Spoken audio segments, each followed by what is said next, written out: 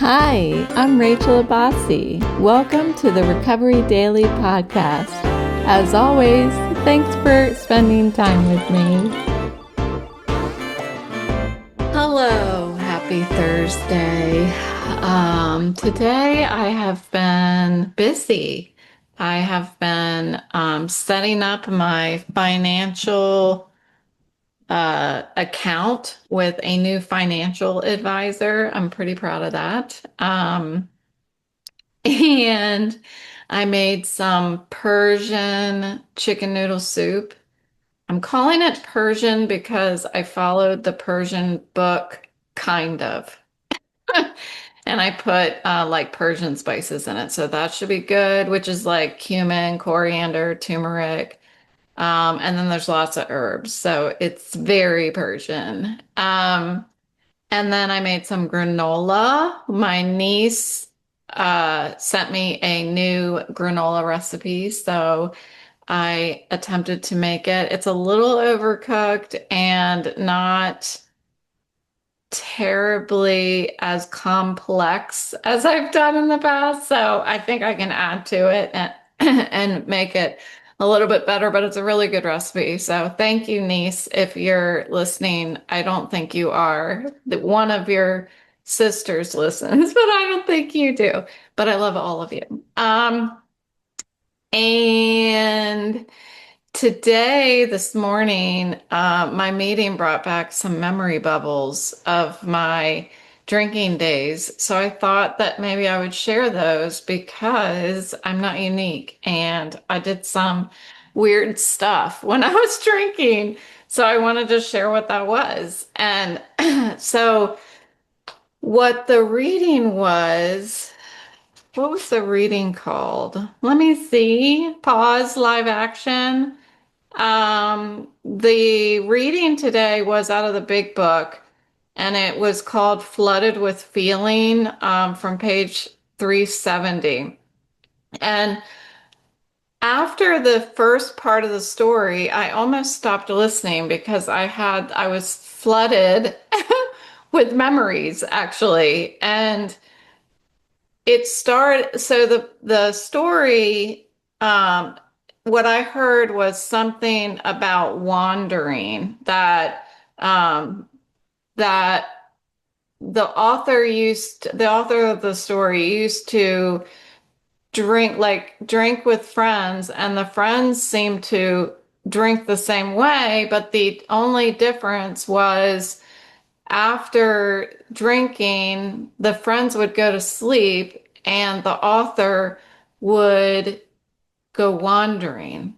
And I thought that really resonated with me because I have countless memories of drinking and then wandering.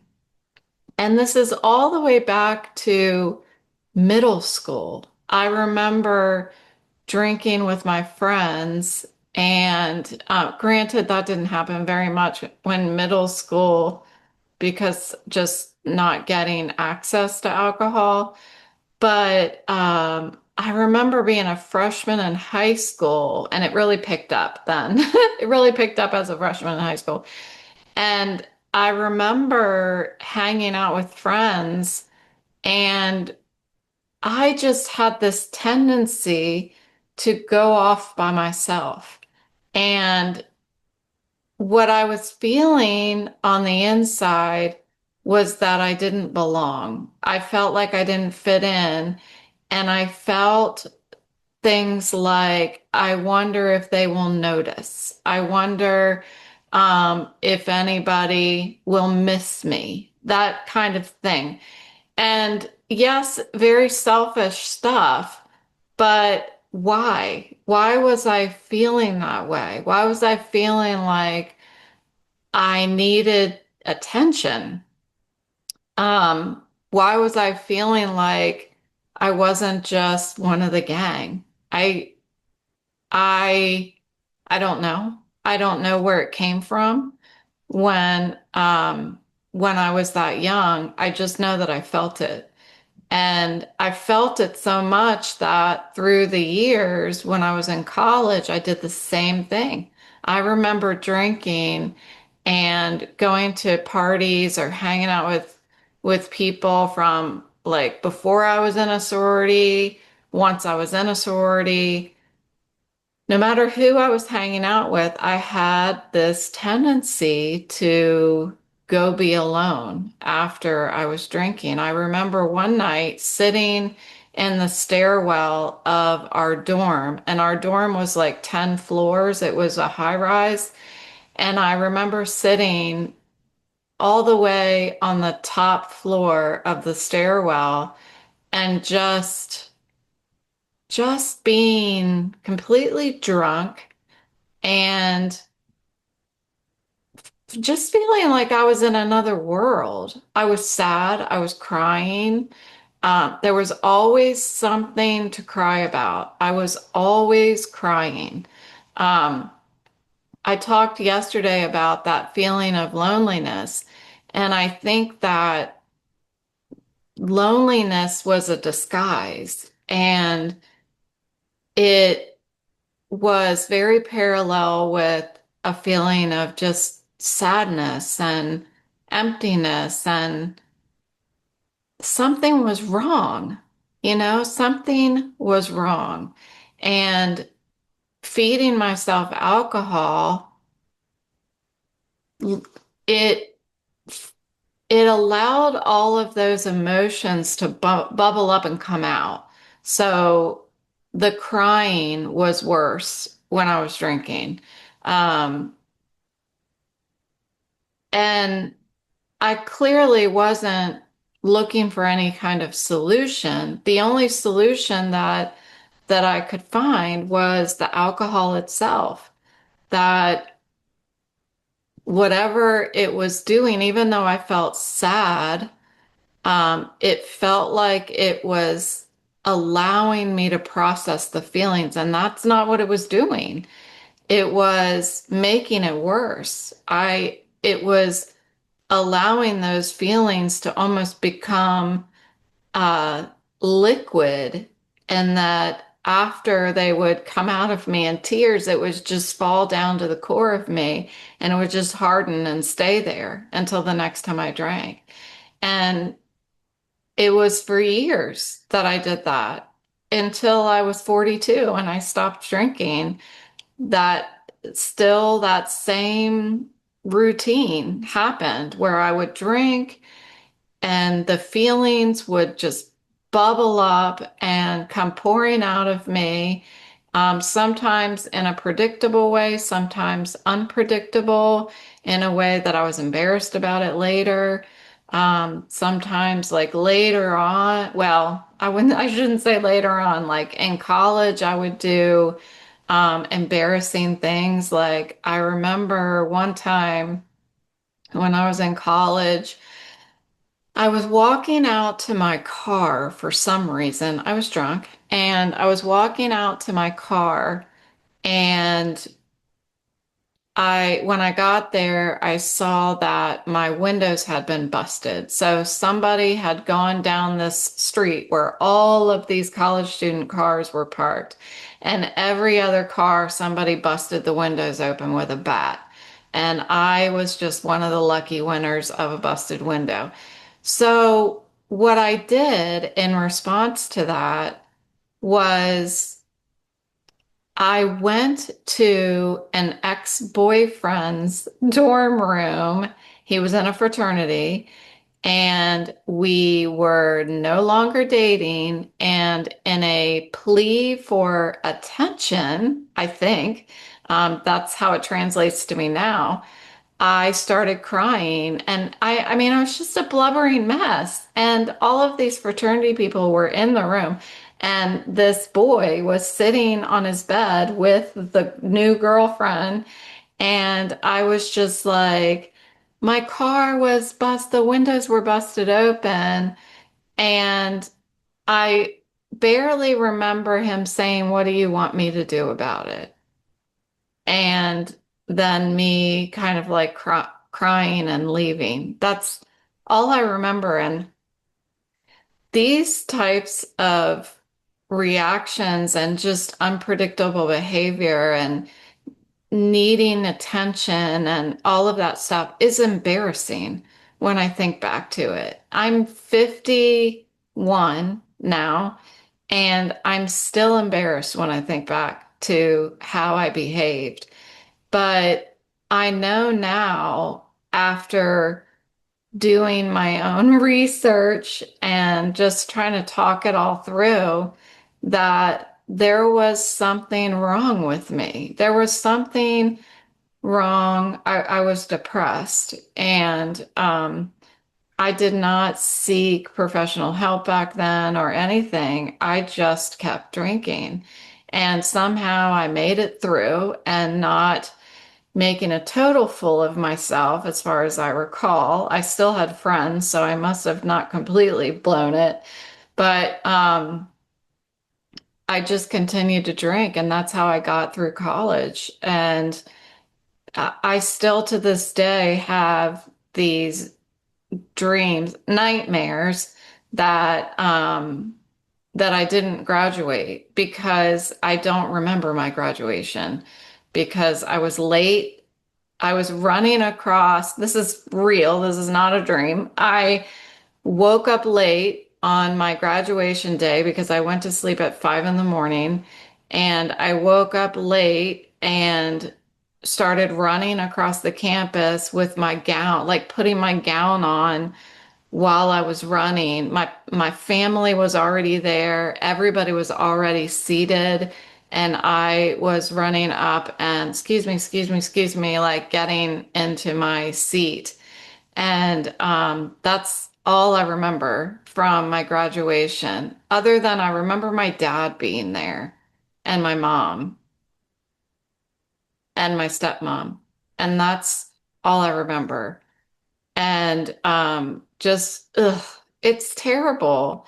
Um, I don't remember walking across the stage and getting my diploma or anything like that. So I still have dreams about, nightmares about that, about never having graduated. And I mean, just the other day I had the same dream, that I didn't graduate, and that I was going to have to go back and take this history class. History was always my least favorite topic. Class, and having to take a history class, and I just kept failing it. And I wasn't ever going to graduate because I had to keep taking the test and failing it. Um, as a math major, I didn't have to take history. So I don't know why that's the class that I keep dreaming about, but maybe because I was failing my history class in high school. That could be. So, lots of memory bubbles of the past that make me feel regretful and shameful. And I'm not supposed to feel that way. I'm not supposed to feel regretful and shameful. Um, so what do I do with that? What I do is I try to look at, how do I behave now? Am I behaving in the same way? If something like that happened today, how would I handle it? And I try to focus on the fact that I have changed, that I don't behave that way anymore. And that is how I do not regret the past nor wish to shut the door on it, because without being able to look back at that, at those those those incidences that like elicit the regret and shame, without being able to look back at them, I can't transform those memories into lessons. And that's what I'm able to do today. So it's actually really, really beneficial when I have memory bubbles. And I wanted to share about them because it's important to understand that in early sobriety, having those feelings about the past isn't going to last forever. Um, Working the steps, being able to look back, and then pulling ourselves into the present and noticing that's not who we are now. Um, it makes a big, it says a lot about how sobriety is working in our lives. So, I talk about it, even though it's embarrassing. I allow myself to talk about it now because that's not who I am anymore. That was Rachel version 1.0, and I'm on Rachel version 3.0 now. So I don't have to regret the past anymore. Um, and on the topic of wandering, um, I gave you a couple examples. I have a couple more examples of wandering. I remember when I was in college going out to a 3 in the morning breakfast of champions, greasy diner breakfast, with a bunch of my sorority sisters, and we had been drinking. And I had that feeling again of not feeling like I was a part of, not feeling like I fit in, feeling like I wonder if they would even notice if I was gone. And so I left and I walked in the pitch dark in the middle of the night back to my dorm. And it was very dangerous for me to do that. It was pitch dark. I like hid around corners and under a bridge. I remember that because I was afraid somebody was going to get me. It was ridiculous that I was doing that. Um, I I remember when I was a little girl riding my bike, and probably lots of kids do this when they're young and they're riding their bike. You just get on your bike and you just go. And I was just wandering. And when I would do that, I felt sad. There's something wrong with that. That when I was out riding my bike, I felt sad. It was just like always there, that feeling of sadness. And I didn't talk about it because I thought that was my normal. And it wasn't until I got sober decades later that I know now that I don't have to be sad. I don't have to feel sad. There are times now when that feeling will creep back in, and it happens a lot. That feeling of sadness will creep back in. But I know that today it's a choice. Um, I Somebody says in our meetings all the time, when somebody tells you to have a great day, the response is, it's my fault if I don't. And I love that because it is a choice. It's a choice for me today. Um, I don't wander anymore. I look at it as purposefully moving forward. Wandering to me means I'm lost, and I don't feel lost anymore. I feel at home inside of me, and I talked about that yesterday, and I'm really grateful for that, and it's because of my sobriety program.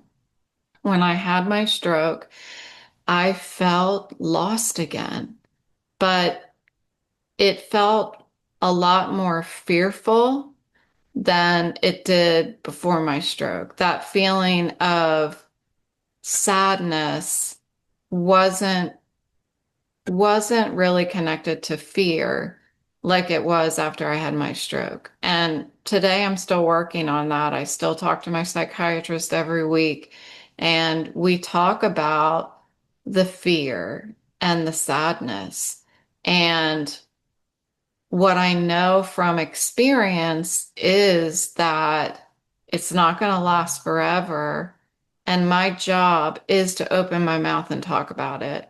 So I really thought it was important today to open my mouth and talk about the memories, because I'm passionate about the fact that my pain can help other people if I share about it so that they don't have to live it and then learn the lesson, that maybe others can learn the lesson from my experience. So that's why I'm showing up here and sharing it with you. So thanks for joining me today, and I will see you next time.